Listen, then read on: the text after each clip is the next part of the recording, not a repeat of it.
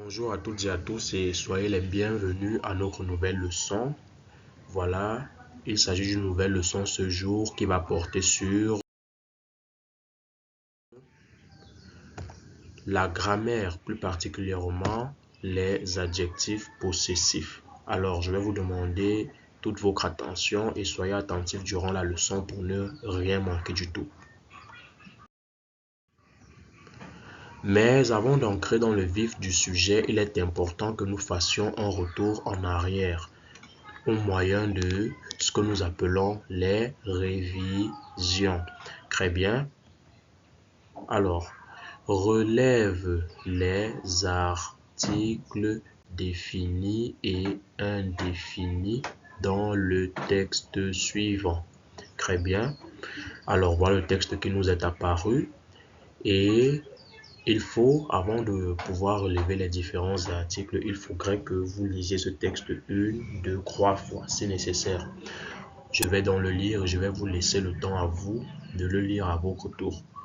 Le maître explique la leçon. Une élève curieuse pose des questions.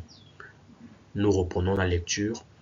Le maître explique la leçon. Une élève curieuse pose des questions. Alors, nous vous donnons 5 secondes également à vous afin que vous puissiez lire ce texte.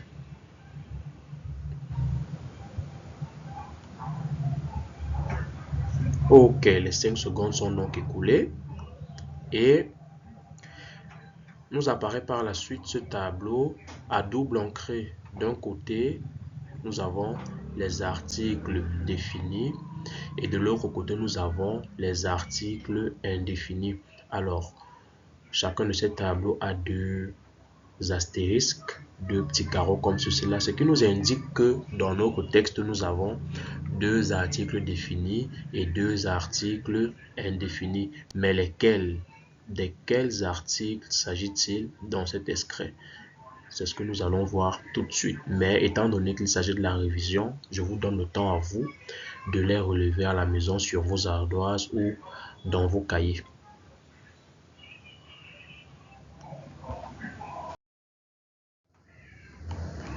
Alors, maintenant nous apparaît le même texte que tout à l'heure, mais avec de légers changements. Nous pouvons constater que dans cet extrait, il y a des mots qui sont en couleur, voilà, contrairement à ce qui est apparu la fois précédente. Alors, les couleurs de mots sont le rouge pour ces deux-ci-là et le vert pour les deux autres. Alors, pourquoi est-ce que ces mots sont mis en évidence au détriment des autres? Eh bien, tout simplement parce que ces mots représentent les articles que nous cherchons. Mais maintenant, dans lesquels sont les articles définis et lesquels sont les articles indéfinis? C'est ce que nous verrons donc tout à l'heure. Voilà notre tableau qui nous apparaît. Article défini, article indéfini. En premier article défini, nous avons le. Le est bel et bien un article défini. Ensuite, la. La également est un article défini. Puis, du côté des articles indéfinis, qu'est-ce qu'on a? Une. Une est un article indéfini. Des. Des également est un article indéfini. Voilà, ce sera tout pour cette révision. Maintenant, nous pourrons donc entrer dans le vif de cette leçon, au cœur de notre leçon du jour. Alors, cette étape, nous l'appelons la découverte. Alors, c'est à la découverte que nous entrons dans le vif du sujet. Et la consigne donnée est la suivante: lis et commente le texte suivant. Il est donc question ici pour toi à la maison de lire le texte et de placer un commentaire dessus. Le texte nous apparaît, voilà. Ma voisine va en ville avec ses enfants. Mon père garde son téléphone dans sa poche. Nous reprenons avec la lecture. Ma voisine va en ville avec ses enfants. Mon père garde son téléphone dans sa poche. Très bien, nous vous donnons 5 secondes afin que vous puissiez également lire cet extrait. Les 5 secondes écoulées, nous avançons vers l'analyse. Alors, cette étape ici va consister à ce que vous fassiez deux choses. La première étant de dire ce que vous voyez et la deuxième chose étant de répondre aux questions guidées. Alors, en première observation, nous constatons que dans cet extrait, il y a des mots qui sont en évidence au rouge au détriment d'autres mots qui sont restés en blanc. Alors, ça veut donc dire que toute notre attention doit être focalisée sur ces mots en rouge. Je prends le temps de les lire. Ma, c'est, mon, son, ça. Voilà donc les différents mots qui sont en rouge. Et maintenant, qu'est-ce que je constate? Je constate que ces différents mots en rouge précèdent des noms. Ma voisine. Voisine est un nom qui est précédé par ma. Enfant. Enfant est un nom commun de personne qui est précédé par c'est. Mon père. Père également est un nom commun de personne précédé par mon. Téléphone. Téléphone est un nom commun de chose qui est précédé par son. Poche. Poche est également un nom commun de chose qui est précédé par ça. Alors, comment est-ce qu'on appelle les mots qui précèdent ou alors qui viennent avant les noms? Comment est-ce qu'on appelle les mots qui viennent avant les noms? C'est la question qui nous est posée par la suite. Quelle est la nature des mots en rouge? Comment est-ce qu'on appelle donc les mots qui précèdent les noms? Pas compliqué? Eh bien, les mots en rouge sont des déterminants. C'est-à-dire des mots qui viennent avant des noms, on les appelle des déterminants. Rappelons que les articles dont nous parlions précédemment sont eux aussi des déterminants, au même titre que ces mots en rouge dans notre texte. Très bien, évoluons. À qui appartiennent les enfants? Alors, je relis la phrase dans laquelle apparaît le mot enfant. Ma voisine va en ville avec ses enfants. À qui appartiennent donc les enfants? Les enfants sont à ma voisine. Ou alors les enfants appartiennent à ma voisine. Nous poursuivons. Quel est le mot qui l'exprime? Ou alors, pour que la question soit plus compréhensible, quel est le mot qui exprime l'appartenance des enfants à ma voisine dans le texte? Eh bien, le mot qui exprime l'appartenance des enfants à ma voisine n'est autre que c'est. Ses enfants. Lorsque nous disons ses enfants, nous voyons bien qu'il y a une appartenance qui est exprimée de ces enfants. Poursuivons. À qui appartient le téléphone? Revenons où nous trouvons le mot téléphone. Mon père garde son téléphone dans sa poche. Nous reprenons. Mon père garde son téléphone dans sa poche. À qui appartient donc le téléphone? Le téléphone appartient à mon père, ou tel qu'il est écrit là, le téléphone est à mon père. Quel est le mot qui l'exprime? Quel est le mot qui l'exprime? C'est-à-dire, quel est le mot qui nous permet d'exprimer, cette appartenance-là? Eh bien, ce mot n'est autre que son.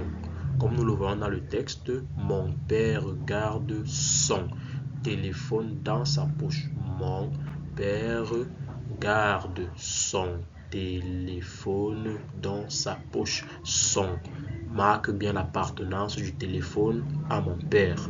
Très bien. Pour poursuivre. Ok. Après avoir donc lu le texte et relevé les mots mis en évidence, à savoir ma, c'est, mon, son, ça, et puis après avoir répondu aux questions précédentes, voilà, nous arrivons à cette étape, ce qu'il faut savoir. Alors, je vais donc demander aux apprenants de m'écouter attentivement. Voilà, suis cette consigne. Écoute attentivement. Très bien. Allons-y. Ma, c'est, mon, son et ça sont des adjectifs possessifs. Je reprends.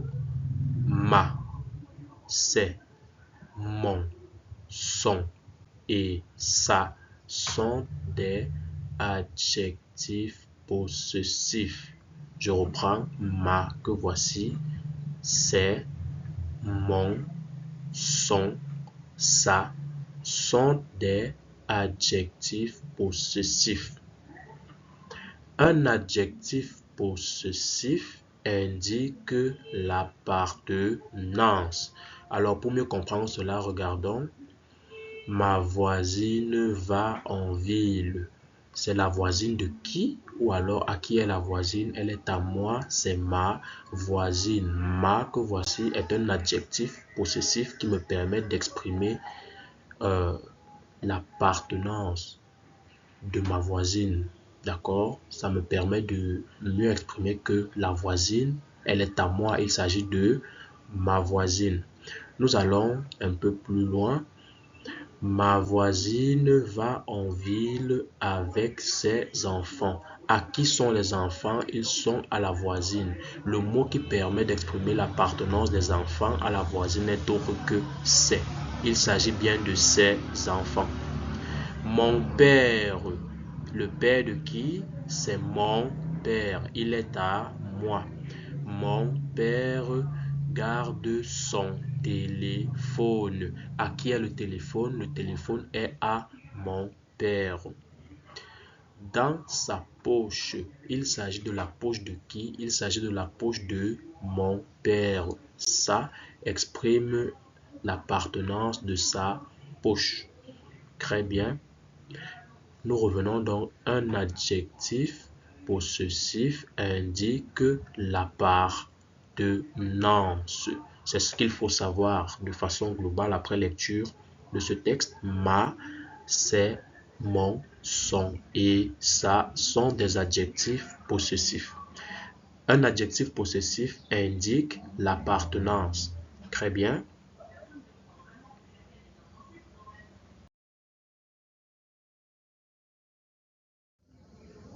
Alors, quelle était, pour ceux qui se souviennent, quelle est la leçon de ce jour?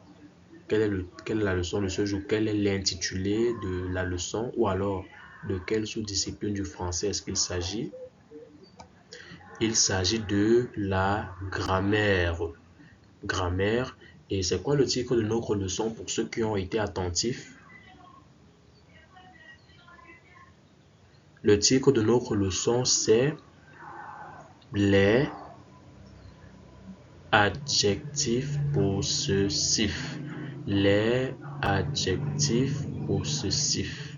Alors, qu'est-ce que nous retenons donc de cette leçon sur les adjectifs possessifs?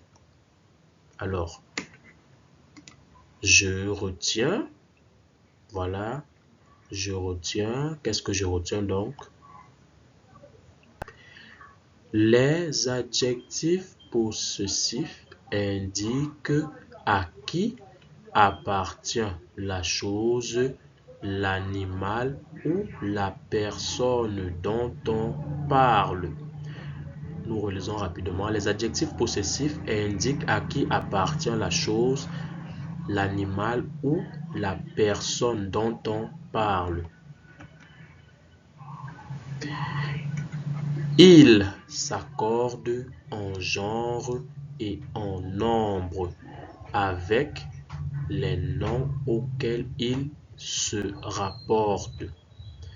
Ils s'accordent en genre et en nombre avec les noms auxquels ils se rapportent. Les principaux adjectifs possessifs sont, voilà, rapidement nous relisons, les adjectifs possessifs indiquent à qui appartient la chose, l'animal ou la personne dont on parle. Ils s'accordent en genre et en nombre avec les noms auxquels ils se rapportent. Très bien. Les principaux adjectifs possessifs sont, et nous apparaît donc ce tableau, à 3 colonnes. La première colonne masculin singulier qui nous indique que les adjectifs possessifs du genre masculin et du nombre singulier. Au milieu, nous avons féminin singulier. Cette colonne va nous indiquer les adjectifs possessifs du genre féminin et du nombre singulier. À la troisième colonne, masculin et féminin au pluriel. Ça veut dire que ces adjectifs possessifs sont tous au pluriel et peuvent être utilisés pour des noms masculins ou féminins. Alors, pour les adjectifs possessifs masculins singuliers, nous avons mon, ton, son, notre, votre, leur. Pour les adjectifs féminins singuliers, nous avons ma, ta, sa, notre, votre, leur. Et enfin, pour les adjectifs possessifs masculins et féminins au pluriel, nous avons mes, tes, ses, nos, vos, leurs. Voilà donc pour les adjectifs possessifs masculins et féminins au pluriel. Alors, je vais conseiller à chacun de vous ici de marquer une petite pause, le temps de pouvoir copier ce résumé dans votre cahier. C'est-à-dire, avec votre télécommande, vous marquez pause. Comme ça, vous aurez le temps de copier ce résumé. Et ne le copiez pas en cette écriture, c'est là parce qu'ici, il s'agit des scripts. Vous pouvez le copier en cursif ou alors le recopier sur un tableau à la maison où vous l'avez écrit en cursive et demander à l'enfant de le copier. Parce que si vous laissez l'écran comme ceci, l'enfant copiera tel qu'il voit. Ok, évoluons.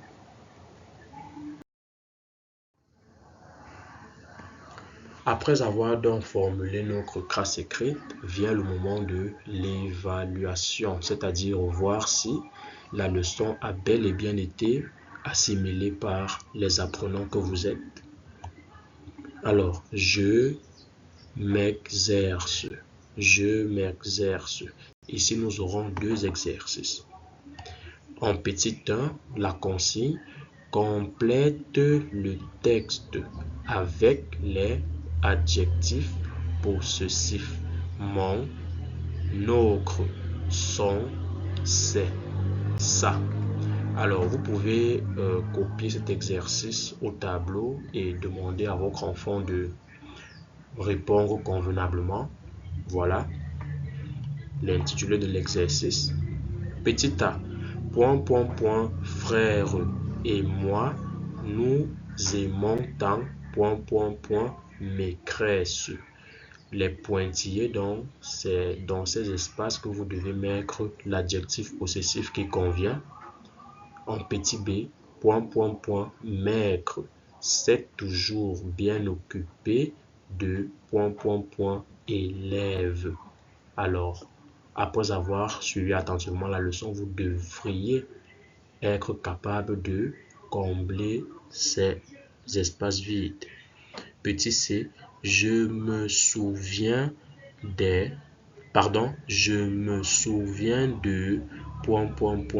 douce voix et de gentillesse.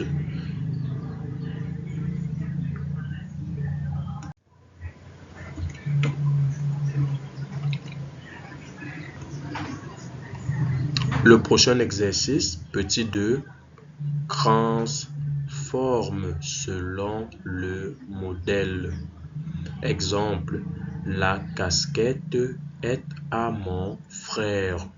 La transformation nous donne c'est sa casquette.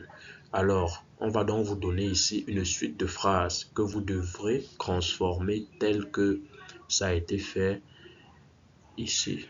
Voilà. Petit a, le boubou est à ma mère. C'est ... Vous devrez employer les adjectifs possessifs pour formuler ces phrases. Petit b, le ballon est à mes copains. C'est ... Voilà, vous devez formuler une phrase en employant un adjectif possessif. Petit c, les livres sont à nos maîtres.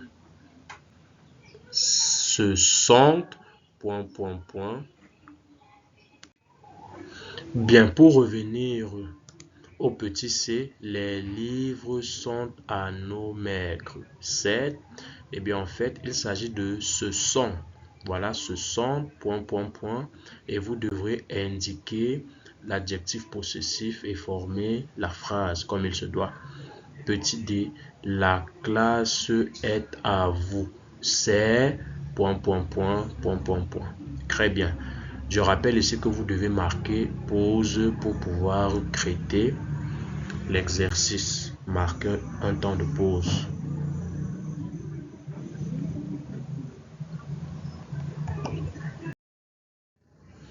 Après donc cette étape d'évaluation vient la correction. Correction, voilà, rapidement, nous corrigeons le premier exercice. Alors, en petit a, mon frère et moi, nous aimons tant notre maîtresse. Voilà ce que ça donne pour le petit a. Le petit b, son maître s'est toujours bien occupé de ses élèves. Le petit c, je me souviens de sa douce voix et de sa gentillesse. Ça, c'est pour l'exercice 1. Maintenant, l'exercice 2. Transforme selon le modèle. Exemple, la casquette est à mon frère. C'est sa casquette. Ça donne en correction. Le boubou est à ma mère. C'est son boubou. Le ballon est à mes copains. C'est leur ballon. Les livres sont à nos maîtres. Ce sont leurs livres. La classe est à vous. C'est votre classe. J'espère que chacun parmi vous aura décroché un 10 sur 10. Si ce n'est pas le cas, ce n'est pas grave. Vous avez juste à refaire l'exercice et cette fois-ci, je pense que vous aurez bel et bien le 10 sur 10. Ok? Bien à vous. Merci pour ce temps que vous avez accordé à cette leçon. Voilà. Au revoir et à bientôt pour une prochaine leçon.